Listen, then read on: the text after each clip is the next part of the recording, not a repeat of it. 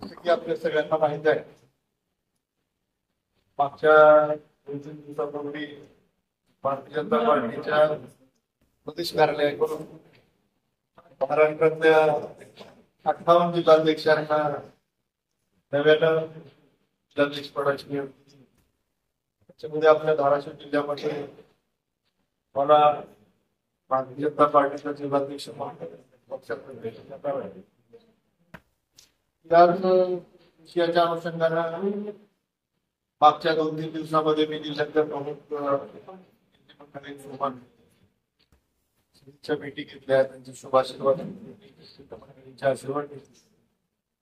अनेक कामाला सुरू करण्यापूर्वी कार्यकर्ता म्हणून तर आपण अविरतपणे पक्ष संघटनेचं काम करतोय, परंतु नव्याने मिळालेल्या जबाबदारीमध्ये कामाला सुरुवात करण्यापूर्वी आपल्या सगळ्यांसोबत संवाद व्हावा, आपल्या सगळ्यांसोबत संघटनात्मक विषयांवर गप्पा चर्चा व्हाव्या.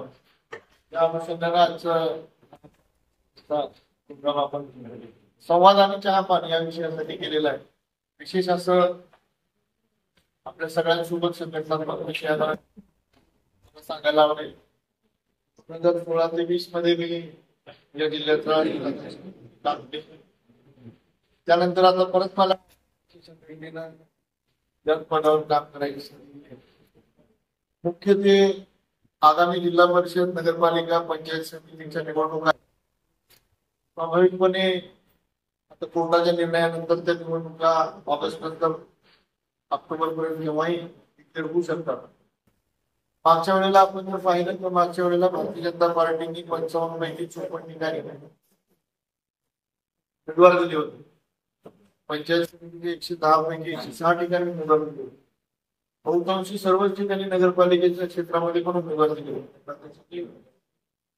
बऱ्यापैकी त्या कालखंडातही भारतीय जनता पार्टीला कधी नवीन मिळालं.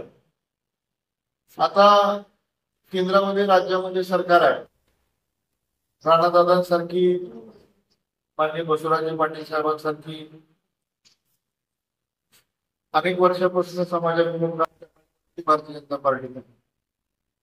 त्यामुळं या सगळ्या विषयांमध्ये मला असं प्राथमिकपणे संघटनात्मक अध्यक्ष झाल्यानंतर प्राथमिकपणे बूथच्या कार्यकर्त्यापासून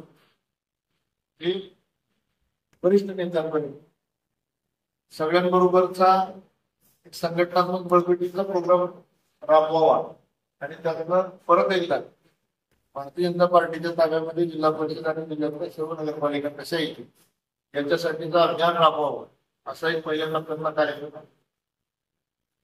दुसऱ्या टप्प्यामध्ये अनेक वर्षापासून भारतीय जनता पार्टी सोबत काम करणारे जे अनेक ज्येष्ठ श्रेष्ठ मंडळी अशा सगळ्या कार्यकर्त्यांचा व अशा सगळ्या नेत्यांचा संपर्काचा एक कार्यक्रम आणि केंद्र सरकार आणि राज्य सरकार या दोन्ही सरकारच्या माध्यमातून माननीय देशाचे पंतप्रधान नरेंद्रजी मोदी साहेब आणि माननीय मुख्यमंत्री माननीय श्री देवेंद्र फडणवीस साहेब यांच्या सरकारच्या माध्यमातून समाजाभिमुख राबवण्यात जाणाऱ्या ज्या योजना आहेत त्या सगळ्या योजना महाराष्ट्रभर राबवत असताना भारतीय जनता पार्टीचे नेते आमदार राणाजगजितसिंह पाटील साहेब यांच्या माध्यमातून जो जिल्ह्यामध्ये वेगवेगळ्या योजनांच्या वेगवेगळ्या अभिनव कल्पनांच्या माध्यमातून जिल्ह्यामध्ये येणारा जो निधी आहे किंवा जिल्ह्यामध्ये येणारे जे वेगवेगळे प्रकल्प आहेत या सगळ्यांसोबत भारतीय जनता पार्टी, समाज आणि प्रशासन याच्यामध्ये भारतीय जनता पार्टी कार्यकर्त्याच्या माध्यमातून एक दुवा म्हणून काम करेल आणि अधिकाधिक योजना लोकांभिमुख कशा जातील आणि लोकांना त्या कशा लोकांपर्यंत पोहोचणार अशा एक पद्धतीचा कार्यक्रम पण आपण संघटनेच्या पदाधिकाऱ्यांना. मला वाटतं की माझी कामाची पद्धत आपल्या सर्व तर सगळ्या माझ्या सहकाऱ्यांना माहितच आहे, परंतु जिल्हावासियांनाही माहित आहे. प्रामाणिकपणे आपल्याला आलेली जबाबदारी आपण पूर्णपणे पार पाडावी. त्याच्यामध्ये अधिकाधिक आपल्या सोबतच्या लोकांना कशी सहभागी करून घेता येईल आणि सोबतच्या लोकांकडनं सकारात्मक विचारधारेमध्ये कशा पद्धतीनं आपण यश मिळवू शकतो याच्यावर प्राधान्यप्रमाणे आपला प्रयत्न असेल. माझा पहिल्या 6 महिन्यातल्या टप्प्यातला हा प्रयत्न प्रामाणिकपणे राहील. अधिकाधिक माझे सहकारी जिल्हा परिषदेमध्ये निवडून राहिले. माझ्या त्याच सहकार्यांपैकी कोणीतरी एक जिल्हा परिषद माझे अनेक सहकारी त्यापैकी नगराध्यक्ष व्हावे आणि बहुविध प्रकारामध्ये सगळ्या लोकप्रतिनिधींच्या समवेत काम करणार, त्यांच्या यशामध्ये कुठेतरी सहभागी असणारा, भारतीय जनता पार्टीचे विचार तळागाळात घेऊन जाणार चांगला कार्यकर्ता म्हणून जिल्हाध्यक्ष म्हणून मी त्यावेळेला असावं. एका संकल्पनेवर मी आता काम करून आपल्या सगळ्यांसोबत चर्चा व्हाव्या, गप्पा व्हाव्या याच विषयाने आज आपण हा कार्यक्रम घेतला. ही पत्रकार परिषद नाही ते संवादाचा टप्पा आपण या ठिकाणी आयोजित केला. मला जे मांडायचं चर्चेच्या माध्यमातून विचारतो. आता आपण सांगितलं की तळागाळापर्यंत जाणार आहोत, पण जे प्रसिद्धी माध्यम आहेत त्या प्रसिद्धी माध्यमांनाच आता आपले काही निरोप गेले नाहीत, काही ठराविक जणांना गेलेत, काही जणांना फोनच गेले नाहीत, तर मग संपर्क कसा होणार होता? त्याच्याबद्दल असं आहे की मला अध्यक्ष होऊन साधारणतः 3 दिवस झाले. तर ज्या व्यवस्था उपलब्ध होत्या त्या उपलब्ध व्यवस्थेच्याच माध्यमातून निरोप द्यायचा प्रयत्न केला. अधिक प्रभावी आपण त्या प्रयत्न करू. त्याच्यावर नव्याने जुन्या कार्यकर्त्यांची कशी सांगड करणार? कोणीच नवं जुनं राहिले नाही, सगळे जुने झाले जातात. नवं जुना हा विषय कुठे राहिला? सगळे जुने झाले जातात. म्हणजे पक्षामध्ये भारतीय जनता पक्षामध्ये आलेल्या लोकांना सुद्धा 18 वर्ष झाली जातात, 5-6 वर्ष पट्टी झाली. नवं जुनं काय नाही, सगळं जुनं आहे. आपली निवड झाल्यानंतर पक्षांतर्गत पदाधिकारी सहकारी पक्षाचे राष्ट्रवादी असतील किंवा शिवसेने शिंदे गटाचे, त्यांच्यापेक्षा मुख्य शिवसेनेचे कार्यकर्ते पदाधिकाऱ्यांचे अभिनंदनाचे अनेक फोन आले. कसं पाहता याच्याकडे? माझ्या नियुक्तीनंतर समाजाच्या सगळ्या घटकांकडनं मला शुभेच्छांची फोन आली. समाज माध्यम असेल, सोशल मीडिया असेल, प्रिंट मीडिया असेल किंवा व्यक्तिगत मला आलेले फोन असतील किंवा लोकांनी दिलेल्या शुभेच्छा असतील.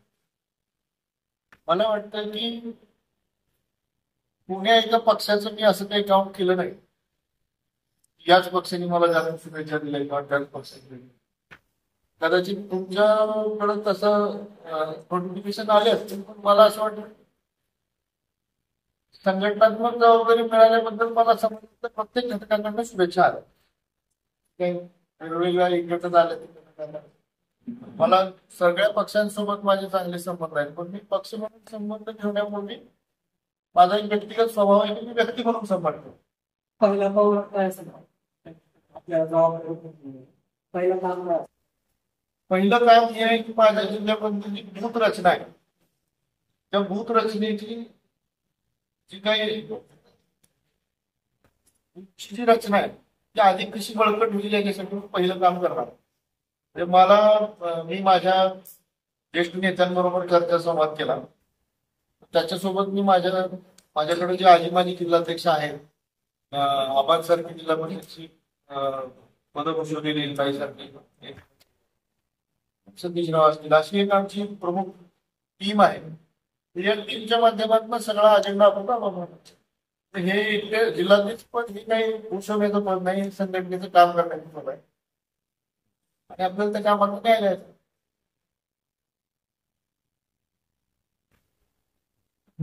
आव्हान काय आहेत आपल्या समोर आता नेमकी? काही आव्हान नाही. आव्हान त्या दृष्टिकोनातून आपण प्रश्नाकडे पाहायचंच नाही. आपण प्रश्नाकडे पाहताना आपल्याला त्या प्रश्नामध्ये प्रामाणिकता शोधून त्याला कसं व्यवस्थितरित्या करता येईल या दृष्टिकोनातून त्याकडे पाहायचं. त्याच्याकडे आपण आव्हान म्हणून बघितलं तर स्पर्धा निर्माण होते आणि स्पर्धा निर्माण झाली की मग त्याच्यामध्ये निकोपच राहील अशी रचना लावू शकत नाही.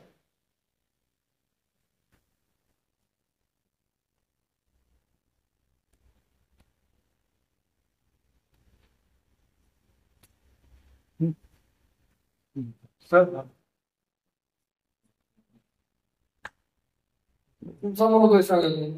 माझा म्हणून काही नाही. मला माझ्यासोबत काम करणारे जिल्हा परिषदचे अध्यक्ष झालेले बघायचे, माझ्यासोबत काम करणारे जिल्हा परिषदचे सदस्य झालेले बघायचे, माझ्यासोबत ज्यांच्यासाठी मी काम करायला होतं मी पंचायत समितीचे सभापती झालेले बघायचे, ज्यांच्या बरोबर मी काम करतोय मी नगराध्यक्ष झालेले बघायचे, उपनगराध्यक्ष झालेले बघायचे, नगरसेवक झालेले बघायचे. सध्या तरी मला ह्या 7 महिने एवढं बघायचं आणि त्यांच्यासाठी मला काम करायचं. अध्यक्ष, आता तुम्ही म्हटलं की पक्षापेक्षाही व्यक्तिगत संबंधाला मी जास्त महत्व देते. दृश्य स्वरूपात ठाकरे सेनेच्या पदाधिकाऱ्यांनी तुम्हाला खूप शुभेच्छा दिलेल्या आहेत. हे व्यक्तिगत संबंध असेच कायम ठेवणार आहात? बघा, एक लक्षात घ्या, मतभिन्नता असू शकते, मतभिन्नता असू शकते. त्यांची राजकीय विचारधारा वेगळी आहे, माझी राजकीय विचारधारा वेगळी आहे. परंतु मला साधारणतः भारतीय जनता पार्टीचं काम करतोय कार्यकर्ता म्हणून त्याला साधारण 27 वर्ष झाली आणि 27 वर्षांची पहिली काही वर्ष तरी आम्ही मिळूनच होतो. एक विचारधारा, एक संकल्पना, याच विषयाने आम्ही काम करत होतो. तर त्याच्यामुळं त्या प्रक्रियेमध्ये काम करत असताना आणि माझा बहुतांशी काळ हा विरोधात गेलाय. 2014 पर्यंत सगळा काळ माझा विरोधात गेला. 1998 पासून मी कार्यकर्ता म्हणून काम करतोय. 2014ला सरकार आलं. मला कधी माहितीही नव्हतं किंवा मला कधी वाटतही नव्हतं की माझ्या पक्षाचं कधीतरी सरकार येईल. ते रात्री 2ला 2:30ला पोलिसवाले आमच्या घरी यायचे आणि कारण खूप क्षुल्लक असायचे. पण अशा प्रतिकूल परिस्थितीत आपण काम करत असताना कुठंतरी आपल्या सोबत कोणीतरी आहे, ही जी भावना असायची ना, त्या भावनेतनं निर्माण झालेली ही माहिती असते. आणि मी असं म्हणालो नाही की व्यक्तिगत संबंधाला मी महत्व देतो. मी असं म्हणालो, व्यक्तिगत संबंध आहेत, महत्व देणं न देणं त्याच्या परिस्थितीवर अवलंबून आहे.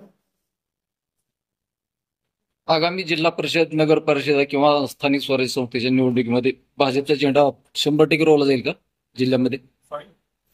आगामी निवडणुकीमध्ये जिल्हा परिषद, नगर परिषद, पंचायत समितीवर भाजपचा झेंडा रोवला जाईल की मित्र पक्षाला सोबत घेणार की नाही? माहितीचा झेंडा पुरवला ना, नाही, भाजपचा की माहितीचा? माझ्याकडे आता राणासारखे कल्पक नेतृत्व आहे. माझ्याकडं माझे आमदार श्री ठाकूर साहेबांसारखं संघटनात्मक अनुभव असलेलं नेतृत्व आहे. माझ्याकडे आता माननीय बसवराजी पाटील साहेबांसारखं एक नियोजनबद्ध कार्यक्रम राबवणारं नेतृत्व आहे. माझ्याकडे नितीनजी असतील, आपले माजी अध्यक्ष संताजीराव असतील, अनेक सतीशराव असतील, अनेक अशा पूर्ण वेळ पक्ष संघटनेला देणाऱ्या कार्यकर्त्यांचा सक्षम असा संच आणि योगायोगानं मी त्यांच्यातला एक सहकारी. त्यामुळं मी जो विश्वास बाळगतोय मी 100% तो पूर्ण करेन.